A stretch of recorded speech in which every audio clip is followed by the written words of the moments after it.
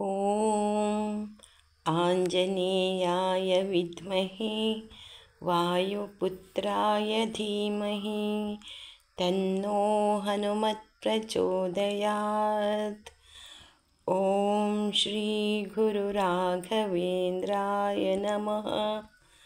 ॐ श्रीवज्रदेहाय रामभक्ताय वायुपुत्राय नमोऽस्तु ते। श्रीरामदूताय नमः। ॐ हनुमते नमः। ॐ श्रीगुरुराघवेन्द्राय नमः। ॐ आञ्जनेयाय विद्महे वायुपुत्राय धीमहि तन्नो हनुमत् प्रचोदयात्। ॐ श्रीगुरुराघवेन्द्राय नमः। ॐ श्रीवज्रदेहाय रामभक्ताय वायुपुत्राय नमोऽस्तु ते। श्रीरामदूताय नमः। ॐ हनुमते नमः। ॐ श्रीगुरुराघवेन्द्राय नमः। ॐ आञ्जनेयाय विद्महे वायुपुत्राय धीमहि तन्नो हनुमत् प्रचोदयात्। ॐ श्रीगुरुराघवेन्द्राय नमः। ॐ श्रीवज्रदेहाय रामभक्ताय वायुपुत्राय नमोऽस्तु ते। श्रीरामदूताय नमः। ॐ हनुमते नमः। ॐ श्रीगुरुराघवेन्द्राय नमः।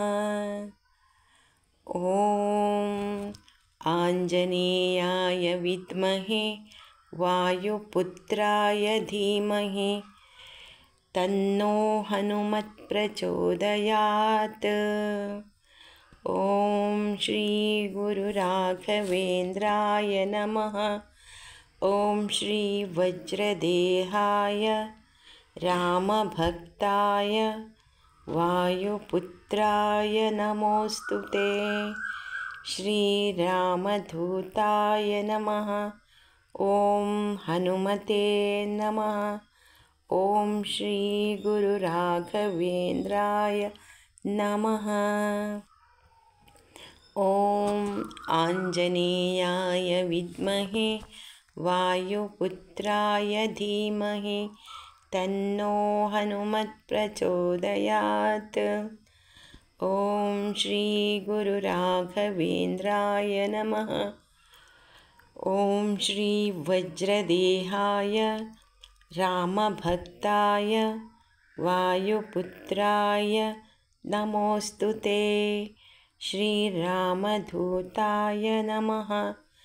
ॐ हनुमते नमः। ॐ श्रीगुरुराघवेन्द्राय नमः। ॐ आञ्जनेयाय विद्महे वायुपुत्राय धीमहि तन्नो हनुमत् प्रचोदयात्। ॐ श्रीगुरुराघवेन्द्राय नमः। ॐ श्रीवज्रदेहाय रामभक्ताय वायुपुत्राय नमोऽस्तु ते। श्रीरामदूताय नमः। ॐ हनुमते नमः। ॐ श्रीगुरुराघवेन्द्राय नमः। ॐ आञ्जनेयाय विद्महे वायुपुत्राय धीमहि तन्नो हनुमत् प्रचोदयात्। ॐ श्रीगुरुराघवेन्द्राय नमः। ॐ श्रीवज्रदेहाय रामभक्ताय वायुपुत्राय नमोऽस्तु ते। श्रीरामदूताय नमः। ಓಂ ಹನುಮತೆ ನಮಃ. ಓಂ ಶ್ರೀ ಗುರು ರಾಘವೇಂದ್ರಾಯ ನಮಃ.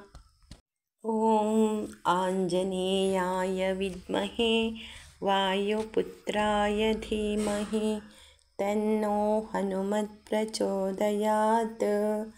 ಓಂ ಶ್ರೀ ಗುರು ರಾಘವೇಂದ್ರಾಯ ನಮಃ. ಓಂ ಶ್ರೀ ವಜ್ರದೇಹಾಯ ರಾಮಭಕ್ತಾಯ ವಾಯುಪುತ್ರಾಯ ನಮೋಸ್ತುತೆ. ಶ್ರೀರಾಮಧೂತಾಯ ನಮಃ. ಓಂ ಹನುಮತೆ ನಮಃ. ಓಂ ಶ್ರೀ ಗುರು ರಾಘವೇಂದ್ರಾಯ ನಮಃ. ಓಂ ಆಂಜನೇಯಾಯ ವಿದ್ಮಹೆ ವಾಯುಪುತ್ರಾಯ ಧೀಮಹಿ ತನ್ನೋ ಹನುಮತ್ ಪ್ರಚೋದಯಾತ್. ಓಂ ಶ್ರೀ ಗುರು ರಾಘವೇಂದ್ರಾಯ ನಮಃ. ಓಂ ಶ್ರೀ ವಜ್ರದೇಹಾಯ ರಾಮಭಕ್ತಾಯ ವಾಯುಪುತ್ರಾಯ ನಮೋಸ್ತುತೆ.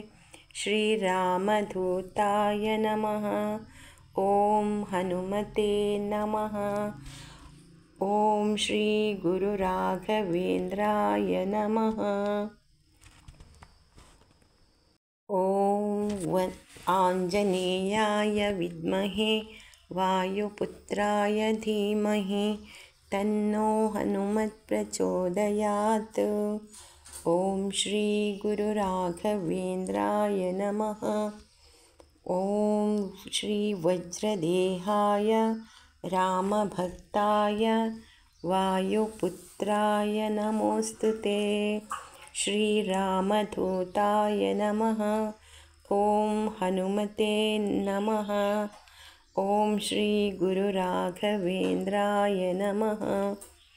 ಈ ಮಂತ್ರವನ್ನು 11 ಸಲ ಪಠಿಸಿ.